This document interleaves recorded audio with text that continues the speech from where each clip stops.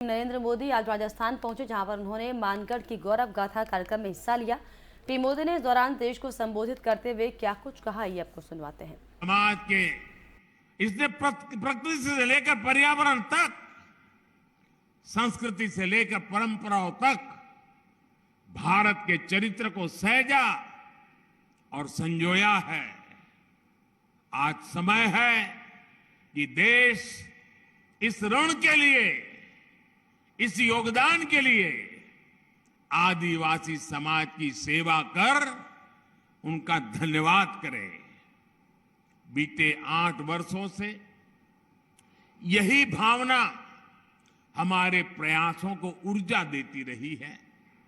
आज से कुछ दिन बाद ही 15 नवंबर को भगवान बिरसा मुंडा की जयंती पर देश जनजातीय गौरव दिवस मनाएगा।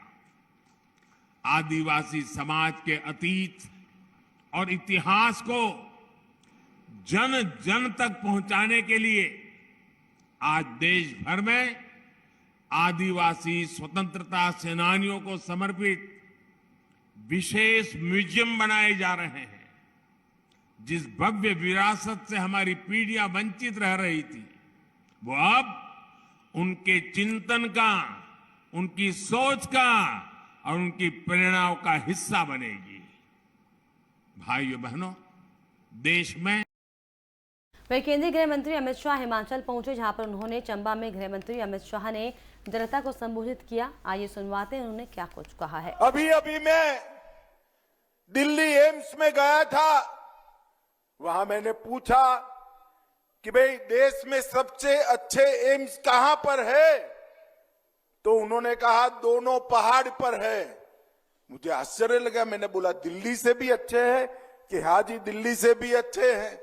बिलासपुर और ऋषिकेश का एम्स दिल्ली से भी अच्छा बनाने का काम नरेंद्र मोदी और जगत प्रकाश नड्डा ने किया है। 18 operation theatre, 64 ICU bed, 750 bed, लगभग 1500 करोड़ से एम्स बनाने।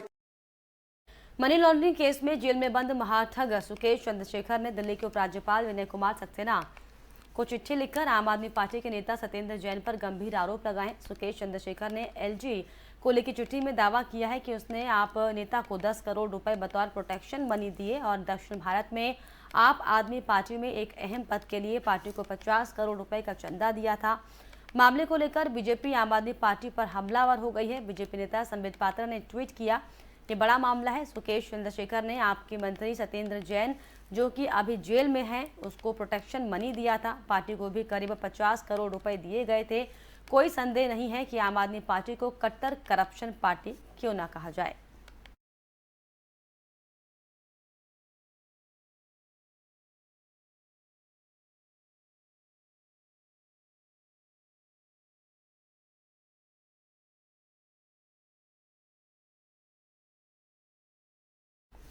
ठगी के आरोपों में जेल में बंद सुकेश चंद्रशेखर ने दावा किया है कि उसने दिल्ली सरकार के मंत्री सत्येंद्र जैन को प्रोटेक्शन मनी के नाम पर 10 करोड़ रुपए दिए। इस खबर के मीडिया में आने के बाद दिल्ली में राजनीति और तेज हो गई। बीजेपी ने आम आदमी पार्टी और अरविंद केजरीवाल सरकार पर हमला बोल दिया है, तो वहीं आम आदमी पार्टी की ओर से खुद अरविंद केजरीवाल ने इसकी कमान संभाल ली है।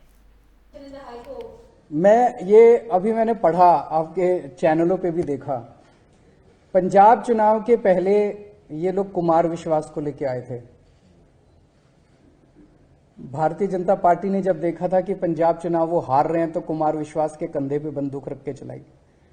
अब गुजरात के अंदर भारतीय जनता पार्टी की इतनी बुरी हालत हो चुकी है कि उनको सुकेश चंद्रशेखर के कंधों के सहारे की जरूरत पड़ रही है। प्रधानमंत्री श्री नरेंद्र मोदी जी को, मतलब वो तो कहते हैं कि बहुत पॉपुलर हैं, तो अगर बहुत पॉपुलर है तो उन्हें तिहाड़ में लॉज्ड एक कॉनमैन, आप ही कह रहे हैं कॉनमैन है, मैंने सुना वो एक बार उसने किसी मुख्यमंत्री के बेटे को बन के पैसे लूटे, एक बार उसने कोई सीबीआई ऑफिसर बन के पैसे लूटे, एक बार उसने लॉ सेक्रेटरी बन के पैसे लूटे, एक बार उसने सीबीआई ऑफिसर, पीएमओ का ऑफिसर बन के पैसे लूटे। तो वो जो कह रहा है उससे कुछ लिखवा के और मतलब उसके ऊपर उसके सहारे इनको अपना गुजरात चुनाव लड़ने की जरूरत पड़ रही है, नंबर 1।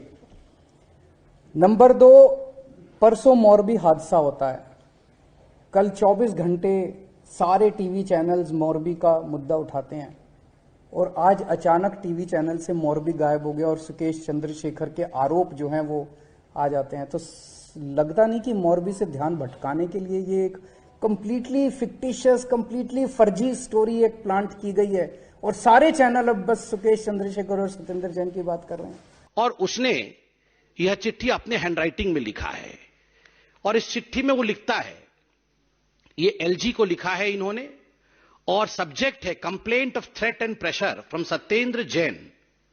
मतलब थ्रेट और प्रेशर रहा है कि जो सच्चाई है वो आपको बताना नहीं है। I have known Satyendra Jain of Aam Aadmi Party since 2015 and have contributed more than 50 crore to the Aam Aadmi Party in promise of giving me important post in party in South Zone and also helping me to be nominated to Rajya Sabha following the expansion. राज्य सभा से nomination के लिए 50 करोड़ दिए। आगे वो लिखते हैं, thereafter in 2019 again I was visited by Satyendra Jain and his secretary and his close friend Mr. Sushil in jail and asking me to pay rupees 2 crore every month to him as extortion money for his safety and in the jail. He forced me to pay a total amount of 10 crores in a matter of 2 to 3 months. 2-3 महीने में 10 करोड़ रुपए सत्येंद्र जैन लेते हैं। And now Mr. Satyendra Jain is lodged in jail number 7 in Tihar. He has been threatening me through DG prisons. आगे बहुत कुछ लिखते हैं कि सत्येंद्र जैन उनको धमकी दे रहे हैं कि ये सारा विषय आपको सार्वजनिक नहीं करना है। स्वाभाविक है, क्यों नहीं करना है। बंधुगण, ये तो घोटालों का घोटाला है। ठग के घर में ठगी हुई है और ठग करने वाला ठगी करने। योगा क्लास बंद होने पर मचे घमासान को लेकर दिल्ली के सीएम अरविंद केजरीवाल ने केंद्र सरकार पर निशाना साधते हुए कई आरोप लगाए हैं। क्या कुछ कहा इस दौरान, आइए आपको सुनवाते हैं। और बहुत आगे ले जाना, नया कार्यक्रम था लेकिन बहुत तेजी से बढ़ रहा था, लोग बहुत खुश थे। इन 17,000 में कई ऐसे लोग थे जो कि पोस्ट कोविड कॉम्प्लिकेशंस से जूझ रहे थे, उनके लंग्स में जो भी कॉम्प्लिकेशंस थी। तो 10-11 हज़ार लोग ऐसे थे जो कि पोस्ट कोविड कॉम्प्लिकेशन से जूझ रहे थे, उन्हें बहुत फायदा हो रहा था। मुझे बेहद दुख के साथ कहना पड़ रहा है कि इन लोगों ने मिलके आज से योगा क्लासेस बंद कर दी हैं दिल्ली के अंदर। आज सुबह दिल्ली के अंदर योगा क्लासेस नहीं हुई। जो ये फ्री योगा क्लासेस होती थी, आज सुबह से दिल्ली के अंदर ये योगा क्लासेस नहीं हुई। तो 17,000 बेनिफिशियरीज जो थे वो योगा करने से रह गए। जो लोग बीमार थे, अस्थमा से बीमार थे, पोस्ट कोविड कॉम्प्लिकेशन से बीमार थे, वो आज योगा करने से रह गए। और आज के बाद से इन्होंने कहा है कि योगा क्लासेस नहीं होंगे।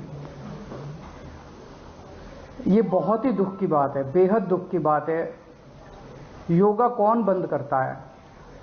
पहली बार सुना होगा कि इतना अच्छा, लोगों की सेहत के लिए इतना अच्छा कार्यक्रम था और उसे सत्ता के नशे में, अहंकार के नशे में इन लोगों ने केवल पेटी पॉलिटिक्स के चलते इन्होंने इसको बंद कर दिया। जब से ये खबर, पिछले कुछ दिनों से समाचार ये चल रहा है कि योगा क्लासेस बंद होने वाली है, योगा क्लासेस बंद होने वाली है, लोगों में बहुत गुस्सा है इसको लेके, बहुत ज्यादा।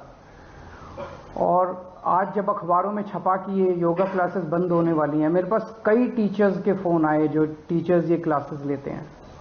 उन टीचर्स ने कहा कि सर क्लासेस बंद नहीं होनी चाहिए, हम क्लासेस करेंगे, हम पेमेंट नहीं लेंगे, हम बिना पेमेंट के क्लासेस करेंगे।